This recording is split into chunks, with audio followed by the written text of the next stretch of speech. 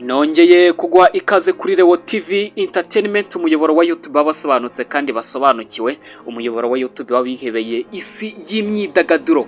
Uyu munsi rero muri kwibaza ati tugiye kwa tugaruka kuki? Uyu munsi tugiye kwa tugaruka ku nkuru yakomeje kugenda ivugisha abanyarwanda benshi, by'umwihariko mu myidagaduro. Ni inkuru ikomeje kugenda ivugisha abantu benshi, ivuga yuko The Ben na Bruce Melody bongeye kugenda bakozanyaho. Ni inkuru yakomeje kugenda izamuka mu banyarwanda, igenda ibanyura mu mitwe kabisa. Ni inkuru rero iri kuvuga yuko The Ben yaje kuba yongera gushotora, cyangwa baje, ariko hano no gushotorana muri rusange, kuko Bruce Melody muri boze kumva uburyo yaje gushotoramo The Ben nawe akaza gukora icyo wakita nko gusubiza Bruce Melody. Ni The Ben rero waje kuba atangaza amagambo akomeye avuga yuko byafata Bruce Melody imyaka igera ku 10 adakora kugira ngo atware ibihembo nk'ibyo afite. Nyine bino bishatse gusobanura yuko The Ben ibihembo afite Bruce Melody nta na kimwe cya kabiri abifitemo kabisa. Uri kwibaza ati rero ibi byaba byaje kuba biterwa n'iki? Ese ninde ubyihisha inyuma? Ese bizarangira bite? Ese The Ben yaje kuba avuga yahe magambo akomeye? Ese Bruce Melody we yaje kuba avuga ayahe magambo? Ni inkuru rero ngiye kubagezaho. Tugiye kubana muri iki kiganiro, nitwa Rewo Dukuze, ngo ayikaze kabisa. Ndizera ko bamaze gukora kuri subscribe. The Ben rero na Bruce Melody bongeye gukozanyaho ubwo hatangwaga ibihembo bya Isango na Muzika Awards. Ni byari mu birori byabereye muri Camp Kigali mu ijoro ryo kuwa 21 Ukuboza 2025. Bruce Melody rero yegukanye igihembo cy'umuhanzi ufite album y'umwaka. Murabizi ko album y'uyu mwaka yitwa Colorful Generation. Ni album yaje kuba yitwara neza kabisa y'umuhanzi Bruce Melody. The Ben rero nawe yegukana igihembo cy'umuhanzi w'umwaka. Urumva ko byari bikomeye kabisa. Mu kiganiro rero n'abanyamakuru, Bruce Melody yaciye amarenga agaragaza ko hari bagenzi be bakeneye guhabwa ibihembo, nabo utubati twabo tukagira ibitujyamo. Bruce Melody yakomeje agira ati ibikombe maze kubigwiza kabisa. Ati ibikombe maze kubigwiza, muze kugenda murebe, ni murebe kabisa ibikombe byo maze kuba nabyo, n'abandi mubahe, n'abari bafite duke mubahe.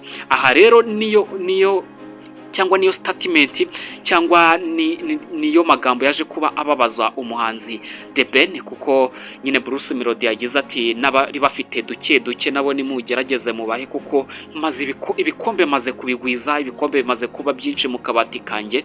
Rero abanyamakuru babajije The Ben niba yaba ari mu bo yavugaga muri iki kiganiro, ashimangira ko nyine niba yabivuze yiganiriraga. The Ben avuga ati ibyo ndabizi, Bruce Melody ntabwo yabivuga, niyo yaba yabivuze yaba yarari kwiganirira.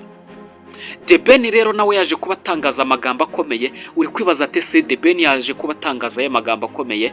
The Ben yaje kuba agira ati icyambere ntekereza nuko ndamutse ndetse icyambere ntekereza nuko ndamutse ndetse umuziki nonaha burundu, Bruce Melody byamufata imyaka 10 kugira ngo agire ibihembo natwaye.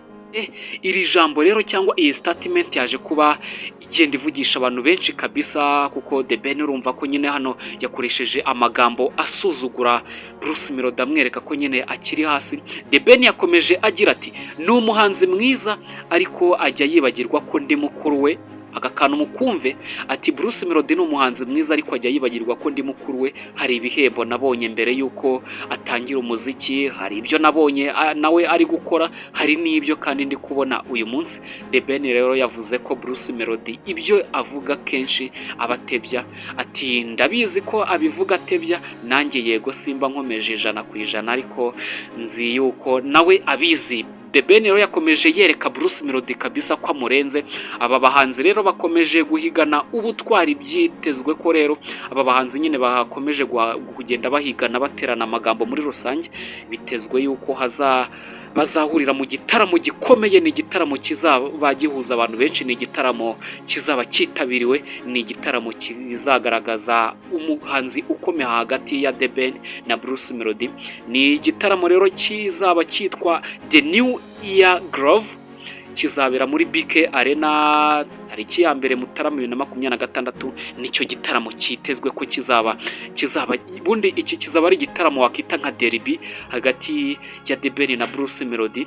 Ni igitaramo cyitezwe ko hazaba hagaragariramo cyangwa hazaba nyine bari bishakamo uzaba uhiga undi. Ni igitaramo nyine kizaba kigaragaza ese hagati ya Bruce Melody na The Ben ninde ukomeye. Ni amakuru rero akomeje kugenda azamuka hagati y'aba bahanzi babiri, yaba ari The Ben na Bruce Melody. Ngero twari turi kumwe muri iki kiganiro, nitwa Leo Dukuze. Icyo nagushishikariza no kwakora kuri subscribe, kora kuri subscribe kugira ngo tujye twibanira buri munsi. Thank you so much. Icyo nakwifuriza nuko amafufu n'amafaranga byakomeza kugufubika. Ndagushimiye cyane.